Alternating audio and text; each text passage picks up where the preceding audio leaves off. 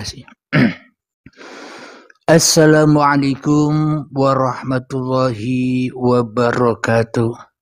Bismillahirrahmanirrahim. Asyhadu an la ilaha illallah wa asyhadu anna Muhammadar Rasulullah. Allahumma salli ala sayyidina Muhammad wa ala ali sayyidina Muhammad.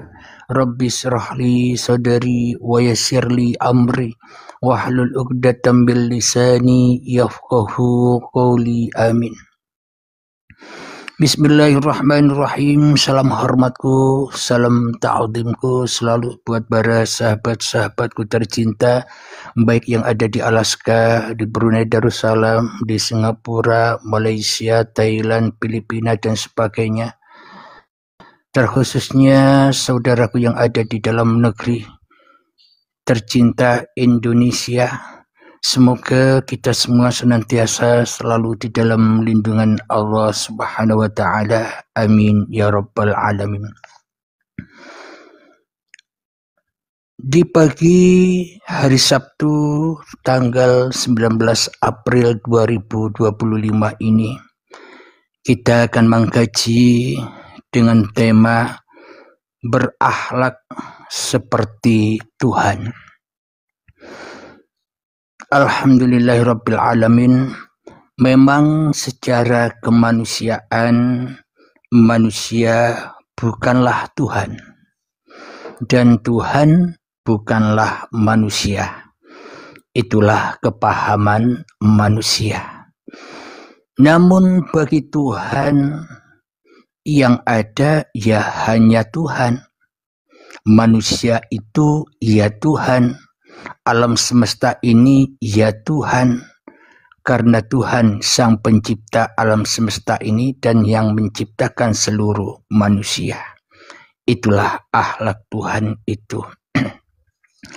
Maka dari itu kita memilih dan memasuki agama kita masing-masing. Tujuannya memang hanyalah satu, yakni berakhlak seperti Tuhan yang Maha Pengampun, yang Maha Sabar, yang Maha Syukur, yang Maha Berkuasa, yang Maha Berkehendak, yang Maha Melihat, yang Maha Mendengar, dan yang Maha Berkata. Jadi semuanya sifat-sifat Tuhan itu telah ada pada diri setiap manusia. Sehingga manusia yang masih duduk di dalam kemanusiaannya, manusia yang masih duduk di dalam hawa nafsunya, manusia yang masih duduk di dalam kedagingannya, maka ia tidak mau disamakan bahwa dirinya adalah Tuhan. Kenapa? Karena manusia sudah menjadi Tuhan atas dirinya sendiri. Manusia sudah menduduki singgasananya Tuhan dengan kedagingannya, dengan keakuan dirinya. Jadi manusia tidak akan pernah mau disamakan dengan Tuhan. Aneh. Padahal manusia termasuk saya sendiri selama ini kita sudah merampas kerajaan Tuhan. Yang wujud bukan Tuhan pada diri kita, tapi diri kitalah yang wujud. Yang hidup bukan Tuhan yang ada pada diri kita, tapi kitalah yang merasa hidup. Yang menciptakan badan bukan Tuhan yang ada pada diri kita, tapi kitalah yang seolah-olah yang menciptakan badan kita sendiri. Seolah-olah selama ini kita bukan dari Tuhan, tapi seolah-olah kita selama ini wujud-wujud sendiri, hidup-hidup sendiri, seolah-olah kita bukan daripada Tuhan. Alhamdulillahirabbil alamin. Itulah akhlak Tuhan, sifat Tuhan yang selama ini dirampas oleh seluruh manusia. Karena kullu nafsin dha'iqatul maut, karena sesungguhnya setiap manusia pasti akan menemui kematian. Jadi mati yang bagaimana? Mati menurut Tuhan, bukan mati menurut manusia. Mati menurut Allah, bukan mati menurut hawa nafsu manusia. Bila mati menurut manusia kan matinya badan. Ketika badan sudah meninggal dunia, itulah yang dipahami oleh manusia sebagai kematian.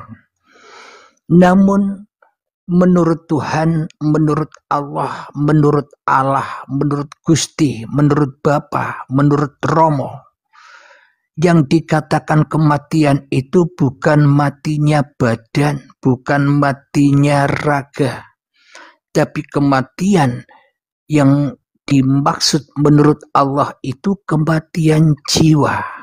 Manusia yang jiwanya masih mati. Kenapa kok dikatakan manusia jiwanya mati?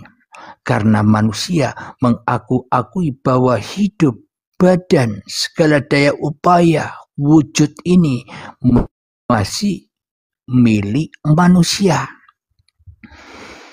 Karena itulah dikatakan mati. Manusianya sudah mati di dalam kedagingannya. Manusia sudah mati di dalam keakuan dirinya. Manusia dikatakan mati di dalam hawa nafsunya. Itulah yang dimaksud upahnya adalah maut yang ada di dalam lembah dosa. Jadi ketika masih ada manusianya di dalam hati setiap manusianya, itulah yang dimaksud kematian menurut Tuhan, menurut Allah. Kenapa? Karena manusia telah menduduki sifat-sifatnya Allah, telah menduduki akhlak-akhlak Tuhan, telah merampas semua apa yang dimiliki oleh Tuhan, sehingga Allah, sehingga Allah, sehingga Bapa, sehingga Gusti, sehingga Sang Hyang Widi sudah tidak ada lagi pada diri manusia kecuali diri manusia itu sendiri yang merasa dirinya ada. Sehingga Allah, Tuhan, Allahnya mati bagi manusia alias goib. Kenapa? Karena yang wujud hanya manusia di hatinya. Karena yang hidup hanya manusia di hatinya. Karena yang berkuasa atas manusia, yang manusia sendiri di hatinya.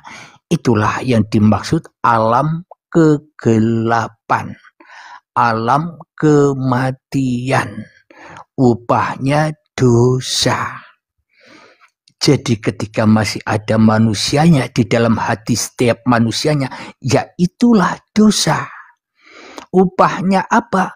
Upahnya manusia hidup selalu di dalam kesengsaraan. Upahnya manusia hidup di dalam kesedihan. Upahnya manusia selalu hidup di dalam kegelisahan, kekhawatiran, ketakutan. Itulah yang dimaksud lembah dosa. Dan itu juga yang dimaksud naroka. Itulah neraka. Bukan nanti neraka itu. Neraka akan dihuni oleh manusia-manusia yang belum ada iman di dalam dadanya. Kenapa kok belum ada iman? Karena bagaimana mungkin manusia dikatakan beriman kepada Tuhan, sedangkan di dalam hatinya Tuhannya tidak ada, yang ada masih manusianya. Bagaimana mungkin dikatakan beriman yang wujud manusia, bukan Tuhan? Bagaimana mungkin manusia dikatakan beriman yang hidup bukan Tuhan, tapi masih hidup manusianya? Bagaimana mungkin dikatakan beriman yang berkuasa atas diri manusianya masih manusianya, bukan Tuhan? itulah yang dikatakan manusianya masih terhijab dari Tuhan. Itulah yang dimaksud kekufuran. Jadi setiap manusia itu kufur dari Tuhannya. Kenapa? Karena setiap manusia hanya mengenal diri manusianya daripada mengenal dari mana manusia itu diadakan, dari mana manusia itu diwujudkan, dari mana manusia itu dihidupkan. Maka dari itu yang dimaksud iman adalah ketika hanya Tuhan yang ada. Yang dimaksud iman adalah ketika hanya wujud Tuhan yang ada, hidup Tuhan yang ada, kuasa Tuhan yang ada bagi manusianya. Itulah manusia yang berakhlak seperti Tuhan. Tapi manusia bukan Tuhan. Manusia takkan pernah bisa memahami ketuhanan bila masih manusianya yang jadi Tuhan.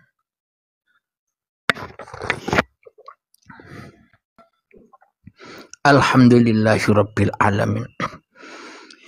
Jadi berakhlak seperti Tuhan itu semua sifat-sifat yang ada pada diri manusia itulah sifatnya Tuhan.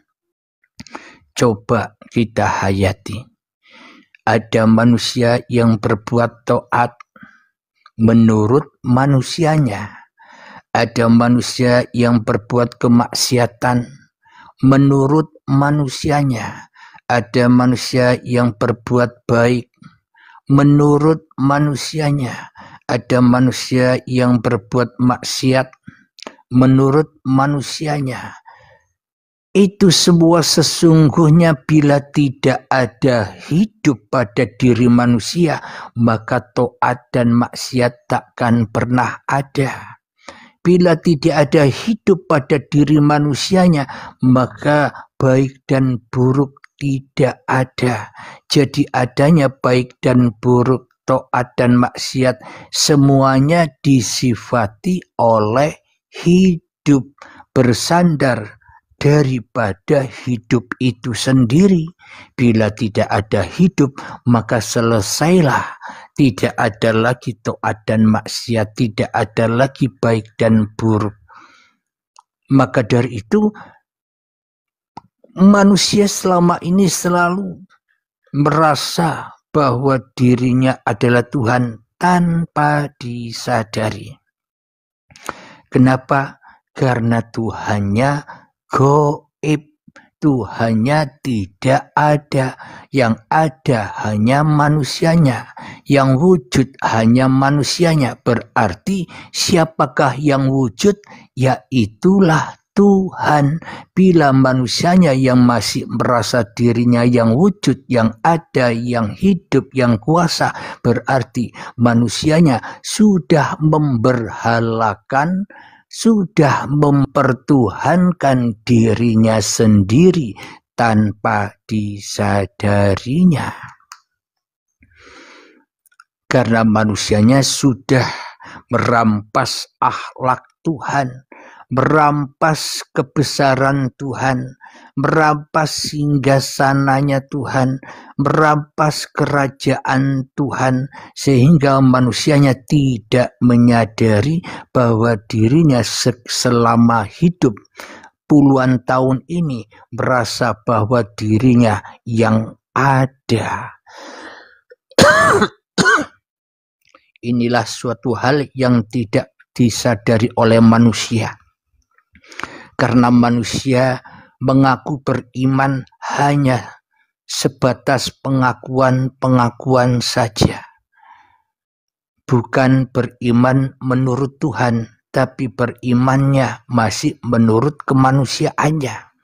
Maka dari itu, iman manusia beraneka ragam, banyaknya.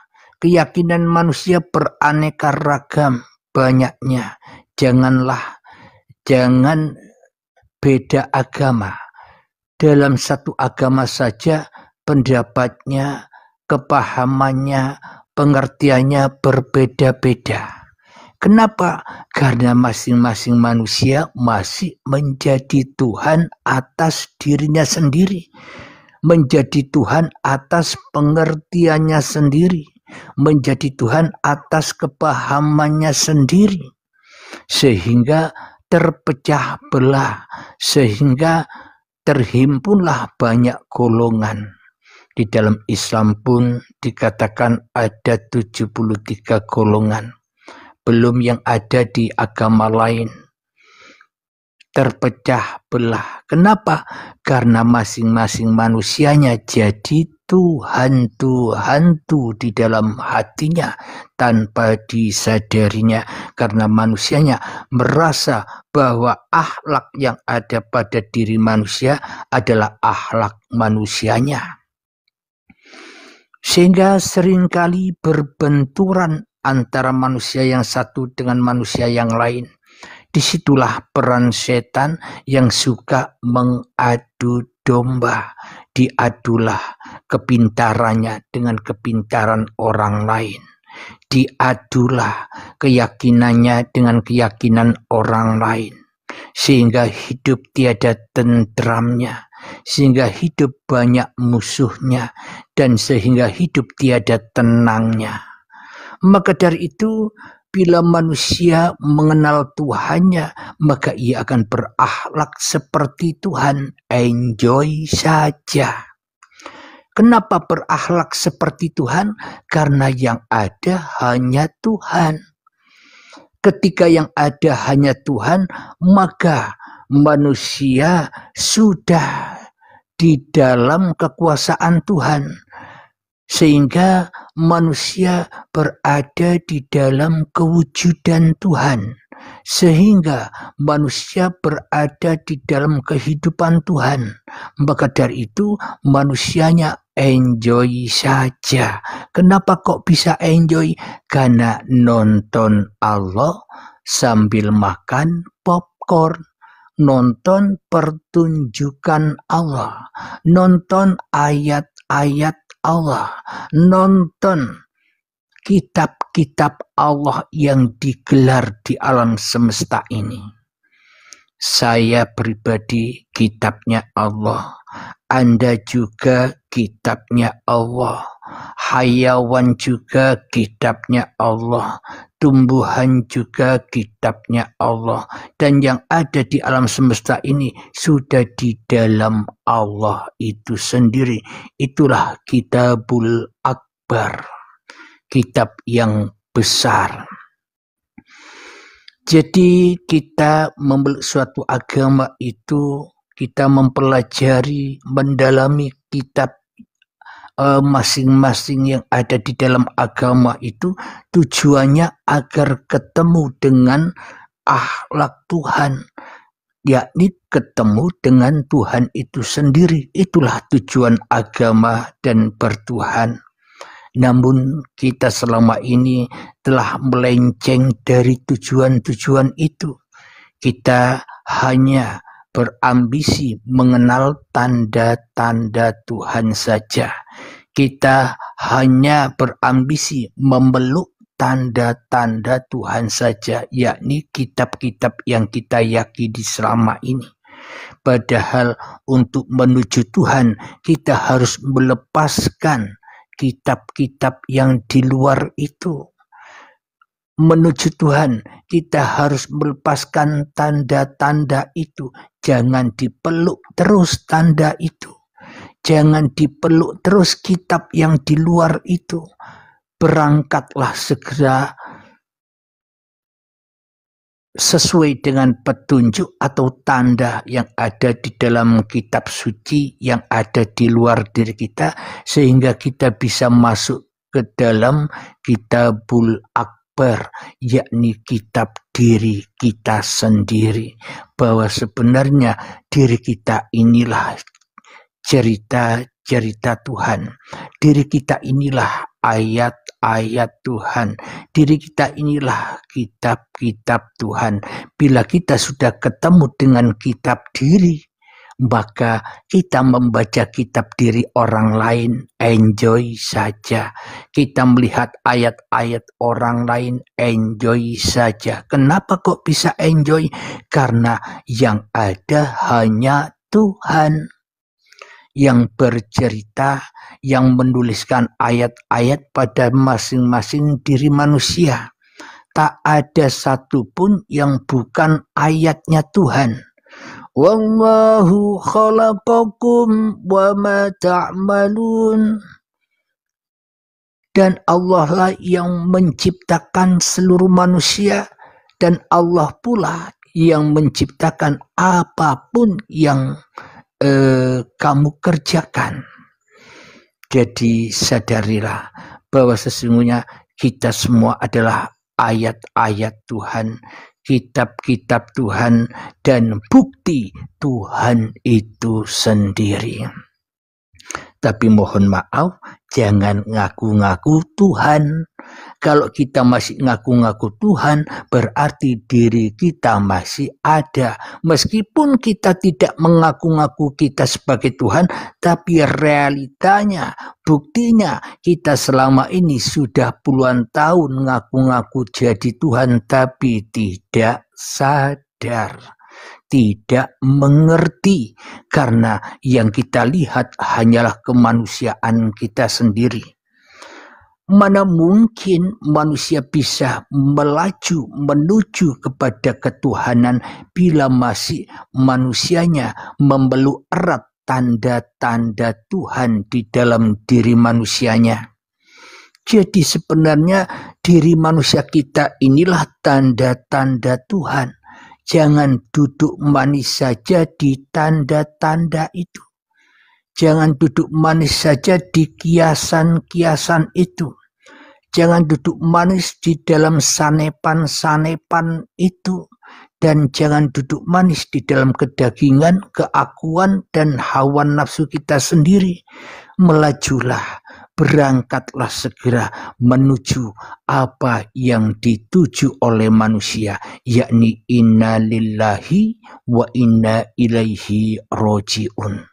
Yakni manusia datangnya dari Tuhan dan kembalinya pasti kepada Tuhan pula. Ketika manusia sudah kembali kepada Tuhannya, kapan itu? Apa kita nunggu mati? Nunggu jasad ini ditinggal oleh hidup? Maka bila kita menunggu badan ini ditinggal oleh hidup dengan paksa, maka selama hidup kita tidak akan pernah merasakan Tuhan.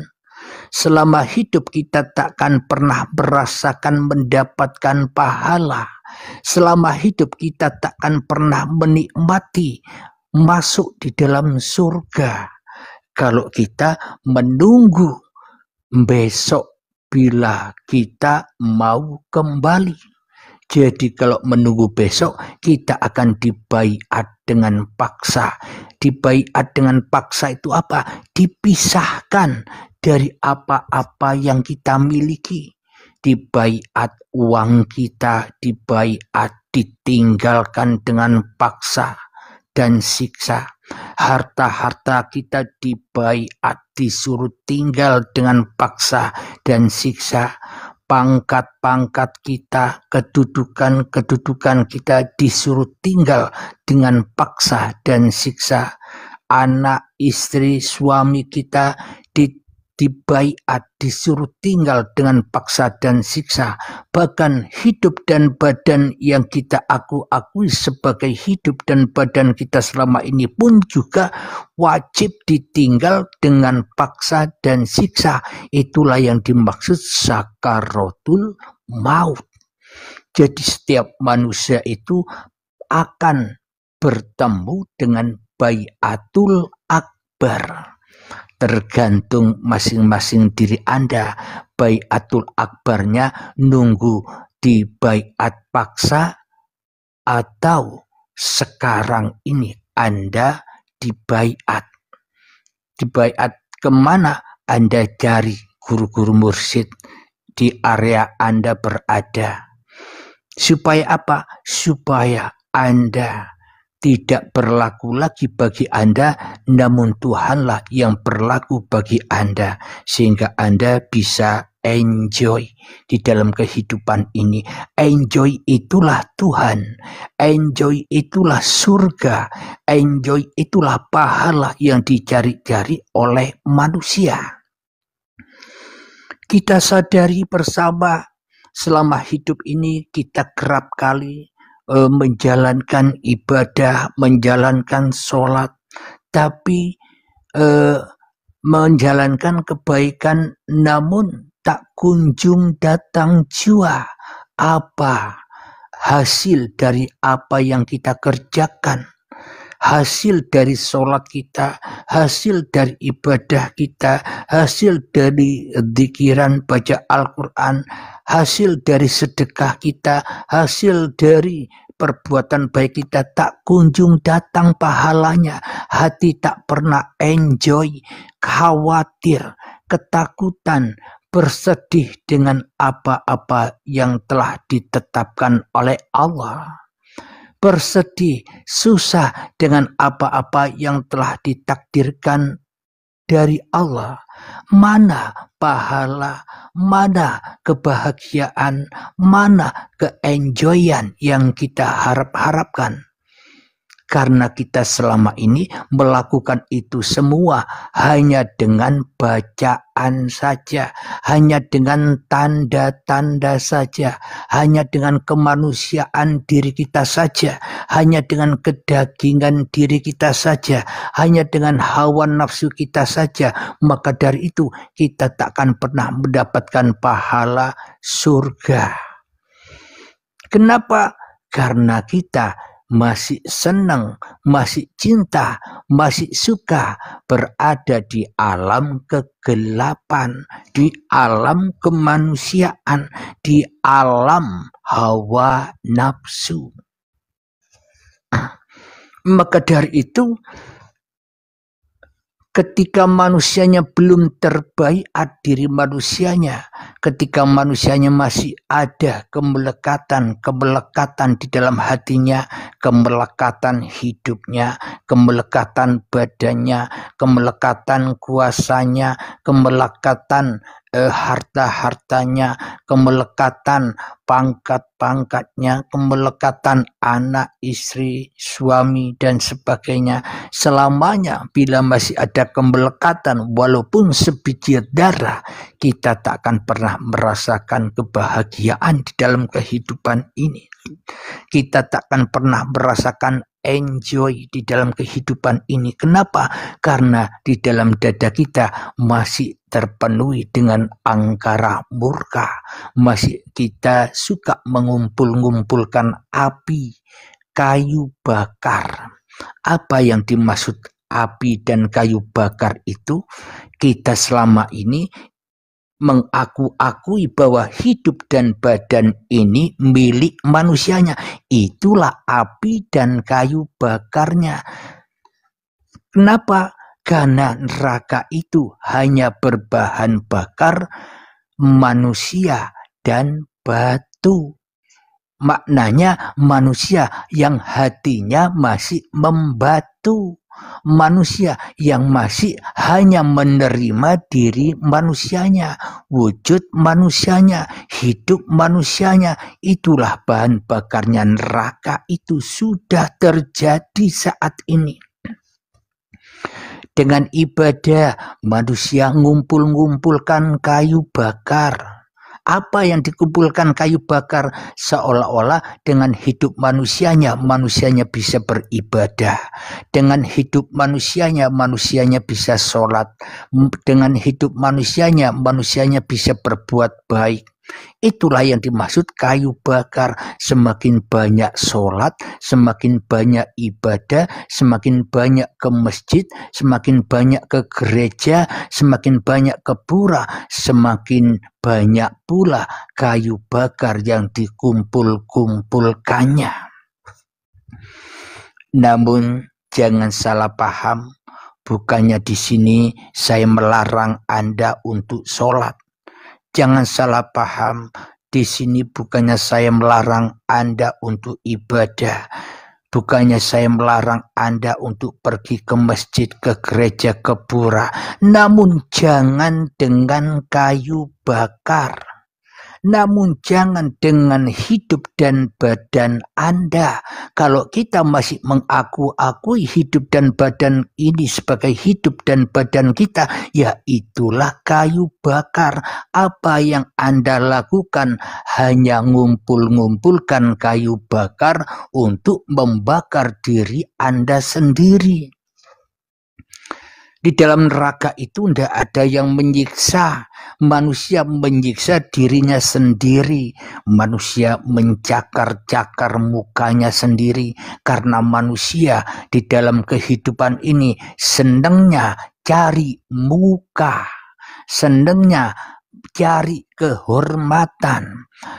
Senangnya cari kebaikan.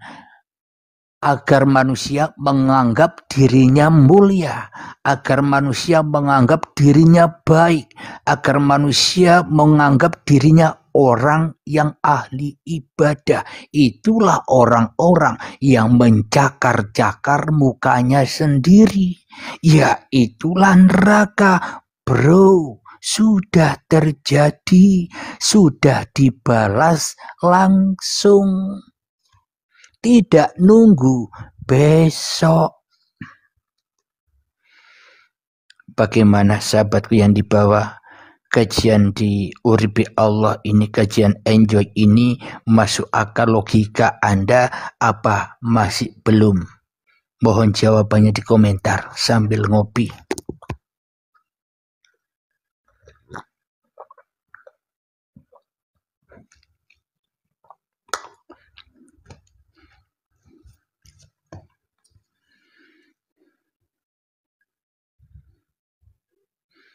Ternyata pada enjoy semua, sehingga tidak sempat menjawab.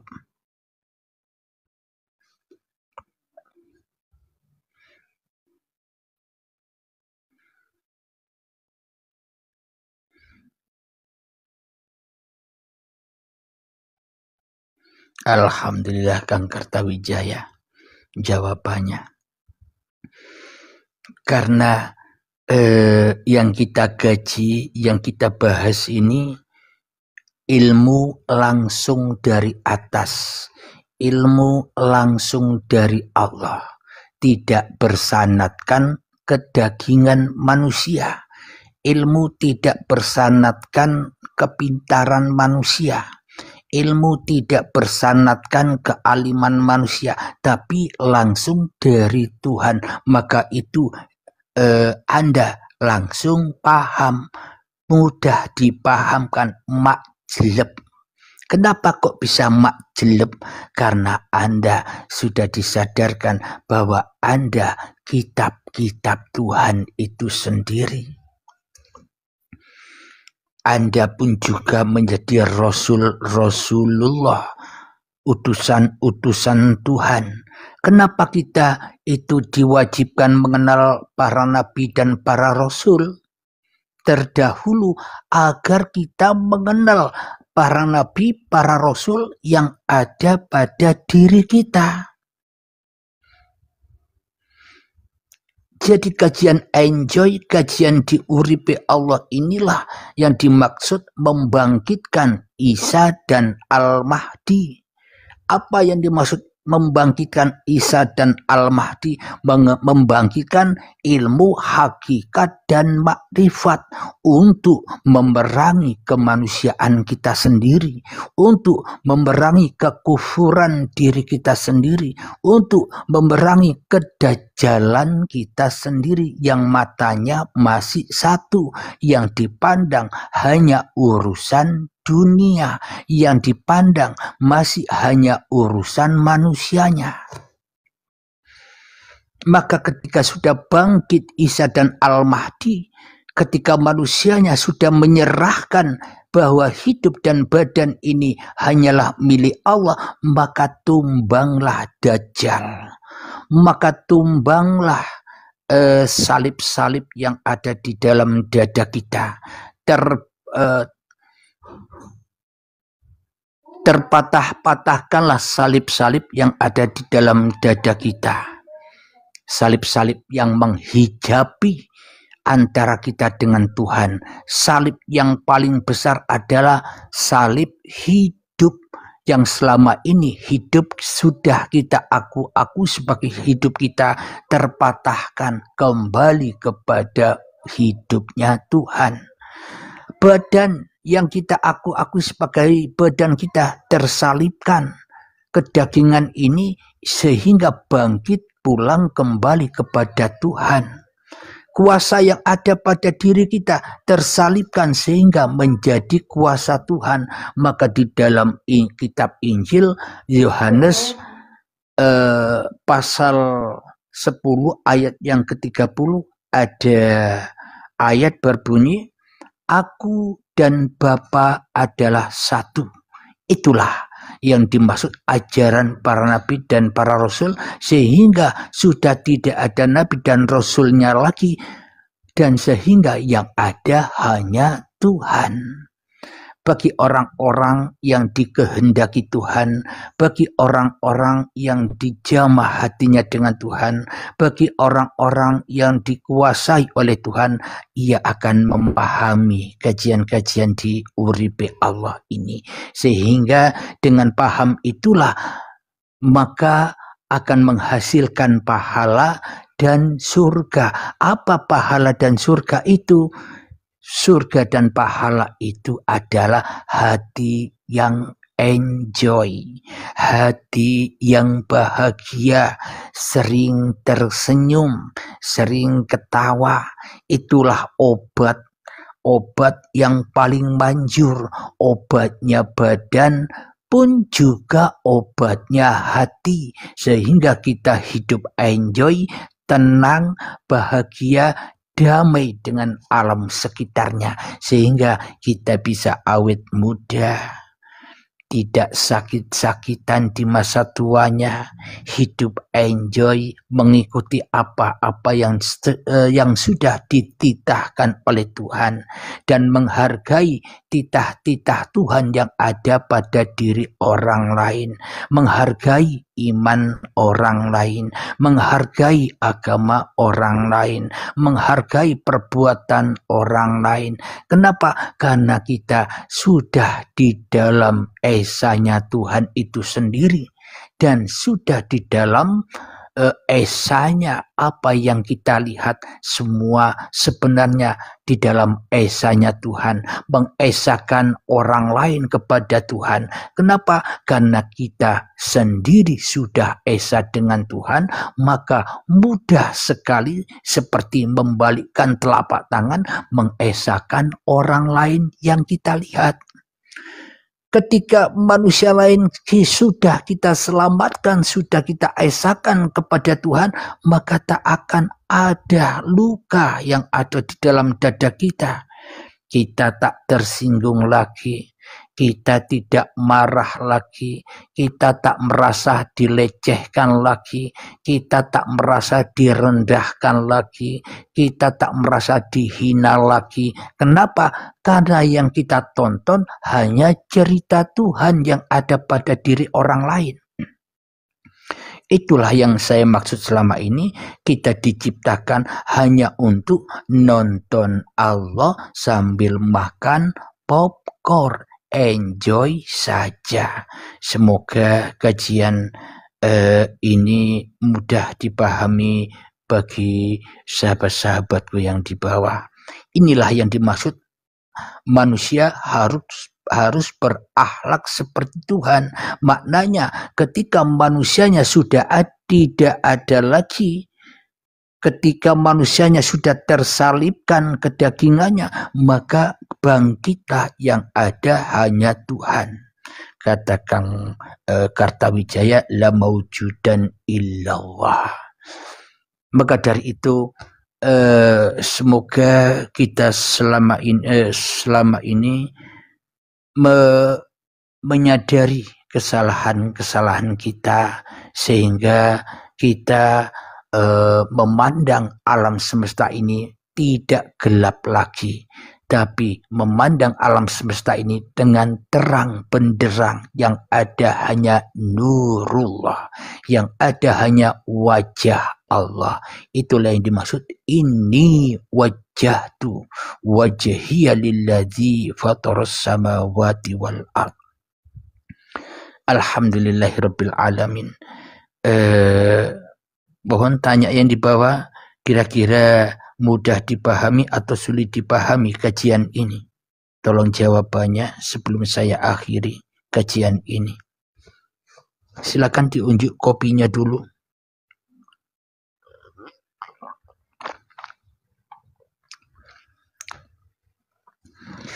Alhamdulillah, mudah. Sebenarnya mudah, maka mudahkanlah. Kalau kita anggap sulit, ya kita akan kesulitan. Karena yang membuat sulit adalah kita sendiri. Kalau kita bilang mudah, ya akan dimudahkan. Kenapa? Karena kita sudah menganggap semuanya mudah. Enjoy saja. Alhamdulillahirabbil alamin. Kajian berakhlak seperti Tuhan pada hari Sabtu tanggal 19 April 2025 ini kita akhiri dahulu. Nanti setelah kita akhiri baru kita menaikkan sahabat-sahabat atau mengadakan tanya jawab belajar bersama. Dan akhir kalam, assalamualaikum warahmatullahi wabarakatuh.